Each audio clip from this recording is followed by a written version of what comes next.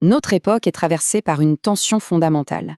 D'un côté, il y a cette quête de paix intérieure, de sérénité, et de l'autre, cette injonction quasi permanente à la réussite extérieure, à l'accomplissement.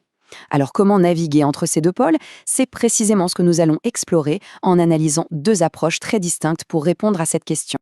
Pour structurer notre réflexion, nous allons procéder en 5 temps. On commencera par poser les termes du débat, la quête du bien-être, puis on s'intéressera à la science de la présence. Ensuite, on examinera ce que l'on pourrait appeler l'architecture de la réussite. On abordera aussi les controverses inhérentes à ce domaine, avant de terminer par une synthèse des points clés à retenir. Première partie donc, la quête du bien-être. Posons tout de suite le cadre de notre analyse.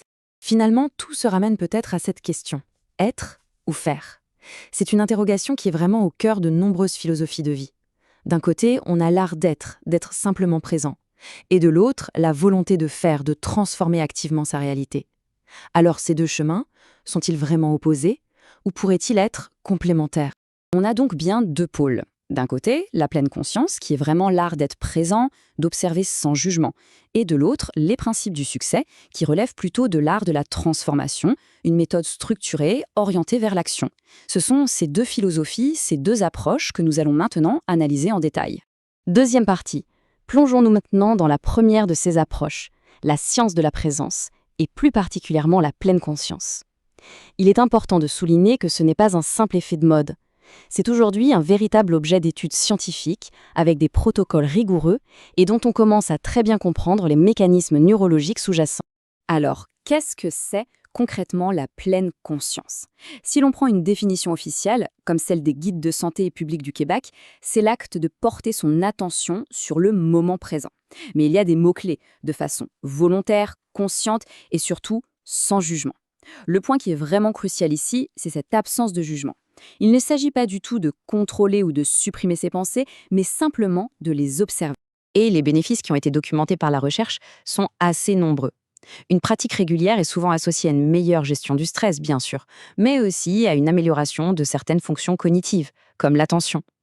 Elle favoriserait aussi le développement d'une plus grande conscience de soi et même de la bienveillance. En fait, l'idée, c'est de passer d'un mode où l'on réagit de manière automatique aux événements à un mode où l'on choisit sa réponse en conscience. Bon, tout ça c'est très bien, mais la question c'est comment ça marche? Comment est-ce que ça fonctionne concrètement dans notre cerveau? Eh bien, ce qui est assez fascinant, c'est que, grâce aux neurosciences, on peut aujourd'hui observer de manière très concrète les changements, à la fois structurels et fonctionnels, que la méditation peut induire. Grâce à des techniques comme l'imagerie médicale, l'impact de la méditation sur le cerveau est devenu mesurable. On n'est plus simplement dans le domaine du ressenti subjectif, non, on parle d'effets visibles, quantifiables. La méditation, pratiquée régulièrement, modifie physiquement le cerveau. Et quand on regarde dans le détail, les revues scientifiques, comme celles publiées sur la plateforme Érudite, mettent en évidence des modifications dans des régions cérébrales bien précises. Par exemple, le cortex singulaire antérieur, qui est impliqué dans la régulation de l'attention, semble se renforcer. L'amygdale, qu'on associe souvent à la régulation des émotions, voit sa réactivité diminuer. L'insula, qui est liée à la conscience du corps, devient plus active. Bref, c'est une véritable réorganisation neurologique qui semble s'opérer. Bien, passons maintenant à notre troisième partie, et donc à la seconde philosophie. Si la pleine conscience se focalise sur l'état intérieur, le modèle que nous allons voir maintenant propose lui une véritable architecture pour la réussite extérieure cette fois. L'idée fondamentale de ces cadres de pensée, c'est que la réussite ne serait pas le fruit du hasard. Ce serait plutôt la conséquence logique de l'application de certains principes, de certaines lois psychologiques et comportementales. C'est donc une approche très proactive, complètement axée sur l'action et la transformation. On peut souvent résumer ce genre de modèle en 4 grands piliers. Le tout premier, c'est la loi de la clarté. Il s'agit de définir très précisément ce que l'on veut. Le deuxième pilier, c'est la loi de la focalisation. Une fois l'objectif clair, il faut diriger toute son attention dessus. Vient ensuite la loi de la discipline, la capacité à agir avec constance, jour après jour. Et enfin le quatrième pilier, la loi de la vision à long terme, c'est-à-dire la patience. Quatrième partie. Il est important de noter, cependant, que le domaine du développement personnel est loin d'être un long fleuve tranquille. Il est traversé par des débats, des controverses, et il est absolument essentiel d'adopter une approche critique pour y naviguer. Pour bien illustrer ce point, prenons une étude de cas concrète. Cette citation est intéressante parce qu'elle vient d'une page de discussion de l'encyclopédie Wikipédia. Elle dit « Les ouvrages de développement personnel possèdent également un potentiel de dangerosité qu'une encyclopédie ne doit pas occulter. » Ça soulève un point fondamental, le défi de la neutralité et de l'objectivité, surtout quand on parle de personnalités populaires dont l'œuvre navigue entre spiritualité et psychologie. Le débat autour de la classification de l'auteur Eckhart Tolle en est un excellent exemple. Faut-il le classer comme une figure du New Age, un terme qui peut être perçu comme péjoratif, ou bien faut-il le voir comme un enseignant moderne de la non-dualité, une tradition philosophique ancienne? On voit bien ici que le choix de l'étiquette n'est pas neutre, il oriente complètement la perception que le public peut avoir. Et ce cas précis illustre en fait des défis beaucoup plus larges. Comment est-ce qu'on vérifie les sources? Fait-on la différence entre une source primaire et une source secondaire? Quel poids donner à une catégorie? Comment maintenir la neutralité sur des plateformes collaboratives où les biais personnels des contributeurs peuvent influencer le contenu? La ligne de démarcation entre ce qui relève de l'opinion et ce qui est un fait établi est parfois très fine, mais elle est absolument essentielle. Ce qui nous amène à notre dernière partie, la synthèse.